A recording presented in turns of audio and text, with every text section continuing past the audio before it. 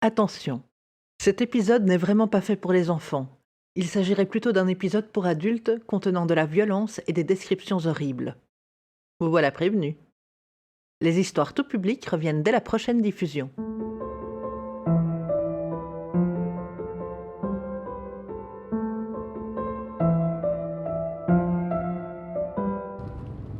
Ils avaient roulé depuis Lille, des heures de voiture pendant lesquelles Lucie, 5 ans, et Erwan, 2 ans, sanglés l'une dans son réhausseur et l'autre dans son siège auto, n'avaient cessé de se chamailler, au son des miaulements déchirants de Charlie, le Maine Coon de la famille, enfermé dans une cage de transport entre les deux enfants.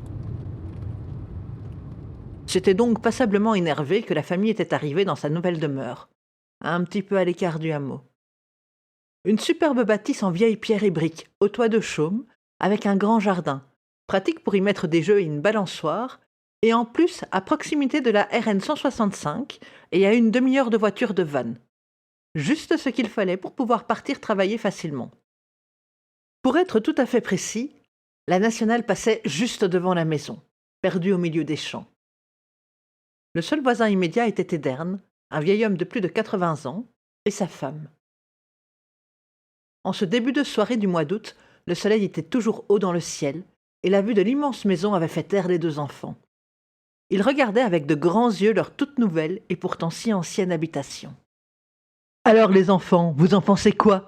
demanda Dominique le petit en poussant la porte d'entrée de la demeure, Claire sa femme à ses côtés. « Voici notre nouveau chez nous. » Les deux enfants, excités comme des puces, sautent partout. « C'est nous, c'est nous !» chantonne Erwan du haut de ses 2 ans. « Et moi, j'ai une chambre pour moi toute seule ?» demande Lucie. Le couple se regarde les enfants. Un feulement retentit près de la voiture. Charlie se rappelle au bon souvenir de ses propriétaires. Ils ouvrent la boîte. Le chat disparaît aussitôt dans les hautes herbes. « J'espère qu'il ne se fera pas écraser. La route si proche de la maison, ça me fait peur. » « Mais non, ma chérie, ne t'inquiète pas. Ça a beau être une nationale, peu de monde passe par ici. » Comme pour le contredire, un gros semi-remorque passa à toute allure sur la route, dans un grand nuage de poussière. La famille s'installa dans la maison, entre les caisses et les fous rires. Les enfants adoraient leur grand jardin. Ils y passaient le maximum de leur temps. Il faut dire que leur père, Dominique, y avait installé une vraie plaine de jeux. Toboggan, cabane en bois dans le vieux chêne. Sur l'une des branches, une balançoire. Il y avait même un bac à sable. On voyait assez peu Charlie, toujours planqué dans les hautes herbes ou allant découvrir la campagne alentour. Un soir, Dominique et Edern étaient assis sur la terrasse, une bière à la main. Ils avaient sympathisé très rapidement, et les enfants adoraient le vieil homme et sa femme. Et Nora, qui cuisinait divinement bien. Elle avait le secret du Queen cuisinait les andouilles de Guéméné comme personne, et ses galettes étaient à tomber. Elle avait partagé avec Claire la recette secrète de son caramel au beurre salé, en échange de celle du Welsh et de la tarte au sucre. Les enfants étaient au lit, Claire avec Enora. Les 2 hommes regardaient les derniers rayons, balayant l'horizon avant de plonger dans le noir. « Tu devrais vraiment castrer ton chat, tu sais. Avec la nationale qui passe tout près, c'est un carnage dans les animaux de compagnie du coin. Je vous emmènerai voir le cimetière d'animaux que les gamins ont fait. C'est impressionnant le nombre de bestioles qui sont passées sous les roues des camions. Tes enfants seraient vraiment tristes de perdre Charlie bêtement comme ça.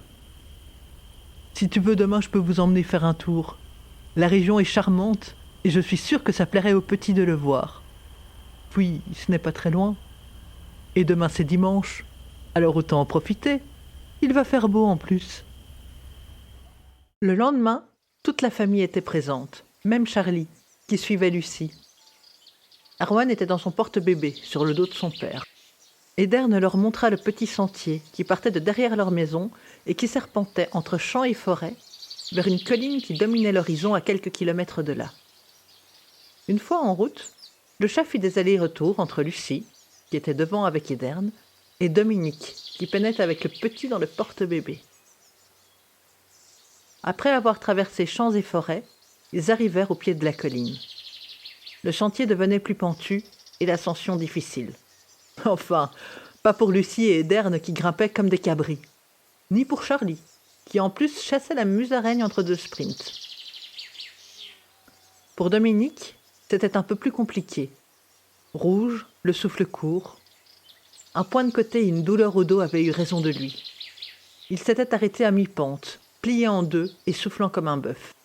Claire, prise de pitié pour son mari, prit le petit garçon et le posa au sol, l'aidant à monter les derniers mètres. Au sommet, toute la région se révélait à leurs yeux, et un peu plus loin sur le tertre, le chantier continuait pour s'élargir en une clairière. À l'entrée de cette clairière se dressait une arcade faite de planches, sur laquelle était écrite à la peinture noire, un peu effacée, « Cimetière », avec un S à la place du C. Une fois l'arcade passée, des cercles concentriques de petites tombes se dévoilèrent à leurs yeux. Certaines comme neuves, d'autres nettement plus anciennes. Lucie courait d'une tombe à l'autre, déchiffrant tant bien que mal les lettres, certaines déjà bien délavées. Et plus on se rapprochait du milieu, plus les tombes étaient anciennes, certaines même bien plus vieilles que ses parents ou Ederne. Erwan, échappé au contrôle de sa mère, se déplaçait d'une tombe à l'autre en riant. Le fond de la clairière était obstrué par un amoncellement de troncs et d'arbres morts, empêchant tout passage. Les côtés étaient bouchés par des haies de buissons impénétrables. Après avoir bien couru partout, alors que les adultes surveillaient Erwan, bien décidé à manger quelques insectes et poignées de terre, Lucie se dirigea vers l'amoncellement d'arbres morts et en entreprit l'escalade. À peine avait-elle grimpé sur le deuxième tronc qu'Ederne se précipita vers la gamine en lui disant « Descends de là, Lucie, c'est dangereux. Un seul faux pas et tous les arbres vont te tomber dessus et te blesser. Allez, hop !»« Oui, il est temps de rentrer, enchérit Claire. Erwan a faim et on commence à fatiguer. » L'automne succéda à l'été. Charlie était devenu un gros et gras matou qui passait son temps à se dorer la couenne sur la terrasse ou à lézarder sur le canapé. Pour le plus grand bonheur des enfants, il ne passait plus tout son temps dehors, mais leur restait scotché. Puis arrivèrent les vacances de Toussaint, fort tard cette année. Suffisamment tard pour qu'une pointe de neige se pose sur les plaines et qu'il gèle pendant la nuit. Dominique regarda sa petite famille repartir vers le nord, chez les parents de Claire, tandis que lui restait en Bretagne pour travailler. Le midi, il avait prévu de manger chez Ederne et Enora. Le repas était succulent. Un kigarfard, une espèce de pot-au-feu qui tient bien au corps et au corps, et après avoir bu et fumé un peu plus que de coutume, il s'était affalé sur le canapé dans le but de faire une petite sieste. Ce n'est que bien plus tard, quand le crépuscule prit ses droits, qu'il fut réveillé par la sonnerie du téléphone. C'était Ederne. Et pour lui annoncer une bien mauvaise nouvelle. « Allô, Dominique ? Je pense que nous avons un problème. Charlie est sur ma pelouse et il est mort. »« Vous êtes sûr que c'est lui ? Et qu'il est bien mort ? Il ne sort plus depuis qu'il a été opéré, là, un bon vieux pépère. »« Écoutez, je suis pas sûr à 100% que ce soit bien lui, mais vous l'avez vu aujourd'hui ? » ?»« Attendez, j'arrive. » Dominique fouille dans ses armoires et prend un grand sac poubelle noir. Il se rend chez son voisin. C'était bien ce bon vieux Charlie, raide mort, la fourrure collée par le givre sur la pelouse d'Ederne. Il décolle le cadavre avec un petit plop et le fourre dans le sac poubelle. Que va-t-il pouvoir raconter à ses enfants, eux qui adoraient tellement ce chat ? Ederne le regardait avec attention. « Ils aiment vraiment beaucoup ce chat, non ? » ?»« Oui, ils l'adorent. J'irai l'enterrer demain au cimetière des animaux. » »« Ça va être dur pour Lucie, non ? Et Erwan ? Les pauvres, ils sont si jeunes. » Oui, je ne sais pas encore comment je vais pouvoir leur annoncer. » Ederne semble réfléchir intensément quelques instants. Puis, il prend une grande respiration. Et, comme s'il hésitait encore un peu, se lance. « Écoutez, Dominique, on va aller l'enterrer, maintenant. »« Maintenant ? Mais il fait nuit, il gèle, c'est pas... Vous aimez votre fille ? » ?»« Oui, mais... Bon, dans ce cas, Arrêtez de parler et suivez-moi. » Et ils se mirent en route, le chemin à travers champs et forêts, la colline, l'arche en bois. Arrivé au pied de celle-ci, Edern s'arrêta. « J'ai besoin d'un peu de repos. »« Mais enfin, on y est presque !»« Non. Là où je vous emmène, c'est un peu plus loin. À 6 ou 7 kilomètres encore. Et il va falloir passer la barrière de bois. »« Mais on va jamais y arriver ! Faites-moi confiance. » Ils marchèrent encore quelques kilomètres, dans une lande désolée, où le vent soufflait en continu. Autour d'eux, le silence, entrecoupé parfois des cris d'animaux et du chuchotement du vent. Enfin, c'est ce qu'espérait Dominique de ces chuintements lugubres, qui pouvaient aussi s'apparenter à des voix désincarnées et menaçantes, mais pourtant tellement cajoleuses. Des arbres, de la pierre, un sol inégal, et une clarté surnaturelle dans l'air, qui semblait monter du sol. Un peu plus loin devant eux apparurent des pierres levées, des cairns, des menhirs. Nulle trace de vie humaine ou de modernité dans cette lande, sauvage et sinistre. À leur droite, une allée couverte de pierres. Tout autour des cairns, et partout où la pierre n'était pas, une herbe rase tentait de s'incruster dans le sol. Les anciens Celtes pensaient cette terre sacrée et y enterraient leurs morts, d'où la présence de ces cairns. Maintenant, vous allez creuser et enterrer votre bestiole, puis vous lui offrirez une sépulture décente. Une fois cette tâche accomplie, ils rentrèrent chacun chez soi. Dominique alla se coucher. Il se tourna longtemps dans son lit ce soir-là. Le lendemain, une tasse à café à la main, il bricole dans le garage. Un bruit sourd derrière lui. Il se retourne. Charlie est devant lui. Le chat le regarde fixement, de ses yeux glauques et chassieux. Il ouvre la gueule. Ce n'est pas le miaulement habituel qui en sort, mais plutôt un chuintement rauque. Dominique tend l'oreille. Il lui semblerait presque entendre « Chouchen » dans ce miaulement, ce qui est bien sûr impossible. Cependant, face à cette bestiole qui ressemble trait pour trait à son brave Maine Coon, mais qui en est pourtant tellement différent, il est mal à l'aise. Les yeux de Charlie tournés vers lui semblent même un peu maléfiques. Le chat s'impatiente, fixe son maître, fait le gros dos. Devant le peu de réaction de Dominique, il feule et se dirige vers la cuisine. L'homme le suit. Charlie saute maladroitement sur la table. D'un coup de patte, il envoie valser la bouteille de Chouchen, posée dessus. Elle s'éclate au sol. Il redescend et se met à laper le liquide avidement, sans cesser de surveiller son maître de ses yeux inquiétants. Une fois son méfait achevé et le sol de la cuisine propre, il se dirige vers le frigo, fait entendre son sinistre chuintement, forçant son maître apeuré à ouvrir la porte. Directement, il se jette sur les coquilles Saint-Jacques rangées là et les déchiquette violemment. Un nouveau feulement, comme un ordre. « Encore !» croit distinguer Dominique, dont le malaise augmente, aiguillonné par les chuintements de plus en plus agressifs de Charlie. Il farfouille dans le frigo et finit par dénicher quelques crevettes bien charnues qu'il pose sur la table. Fasciné, il regarde le chat arracher sauvagement tête et chair rosée, déchirant les carapaces de ses dents aiguës. Repue, la bestiole se dirige d'un pas hésitant vers le tapis devant la cheminée et s'y laisse tomber lourdement. Dominique gagne sa chambre et se couche. Attend quelques minutes, silencieux. Enfin, il se relève pour jeter un œil à ce qu'il considère déjà comme une créature. Charlie ronfle toujours sur son tapis. Dominique ferme soigneusement la porte de la chambre à clé et finit par s'endormir. Claire et les enfants reviennent de l'île. S'ils voient du changement dans le comportement de Charlie, ils n'en disent rien.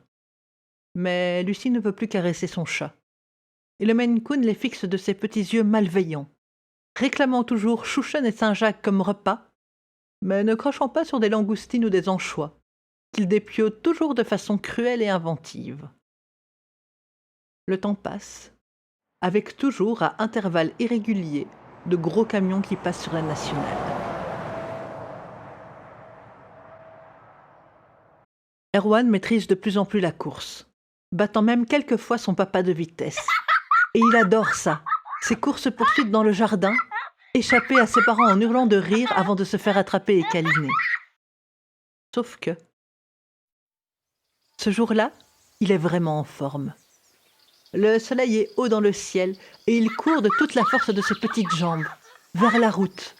Ses parents sont derrière lui hurlant de s'arrêter, mais le jeu est trop chouette, la vitesse trop grisante. Au loin, sur la route, un miroitement de poussière et un grondement bas. Lancé à 90 km/h, un énorme semi-remorque s'engage dans cette longue ligne droite. Le son cristallin du rire d'Erwan résonne dans l'air. Les reflets du soleil dansent dans ses cheveux qui flottent au vent. Et derrière lui, un peu trop loin et à bout de souffle, Dominique, qui hurle le nom de son fils, la main tendue vers le petit dos qui se dérobe, qui court et qui tente de rattraper son fils, en espérant très fort qu'il va tomber dans l'herbe avant de se retrouver sur la route. Et, se rapprochant dans un grandement sourd, le camion et ses grosses roues noires.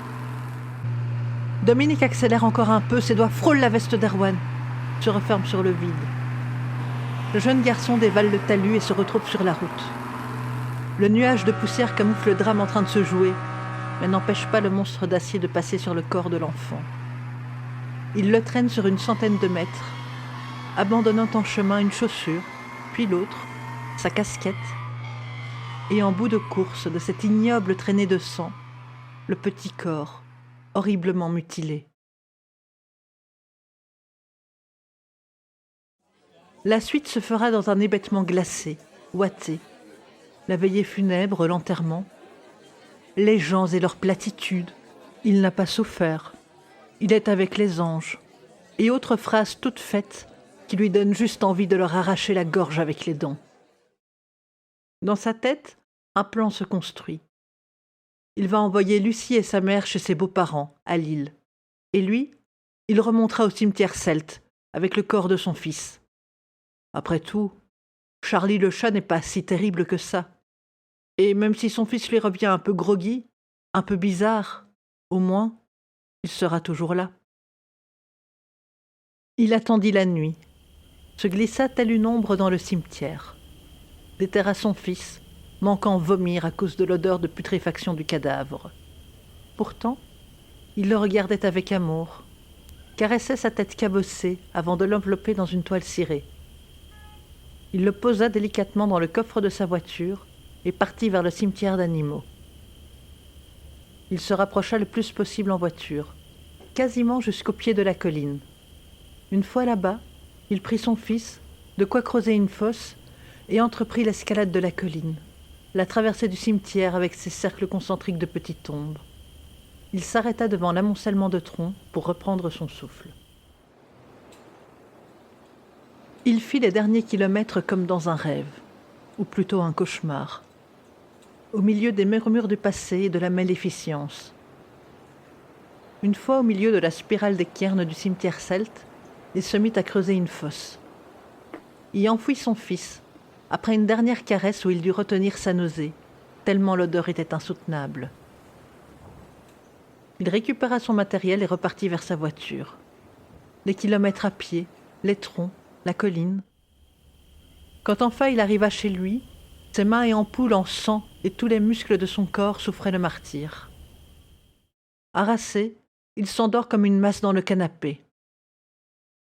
Là-bas au loin, dans le cimetière celte, une petite main blanche tachée de brun sort de sous le cairn, suivie d'un bras, d'un corps. Une silhouette maladroite sort entièrement de terre et se dirige vers son ancien chez lui, la respiration sifflante, murmurant entre ses lèvres desséchées, abîmées.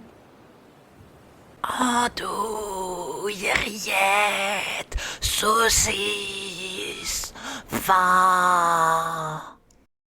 Dominique se réveille en sursaut en entendant la porte grincer. Charlie le chat est là, à le regarder. Devant le canapé, Erwan le regarde, avec un grand sourire, la bave aux lèvres. Papa, faim, andouille de Guéménée. Dominique, moitié pleurant, moitié riant, lui ouvre grand les bras. La créature Erwan se jette dans les bras de son père, bouche grande ouverte, et en lieu et place d'un câlin, se coule contre son torse, savourant la chaleur du corps de son père, avant d'ouvrir la bouche et de commencer à lui mastiquer consciencieusement le ventre, jouant des mains pour en sortir les tripes chaudes, léchant avidement le sang s'en écoulant, et sourd au hurlement de celui qui était son père.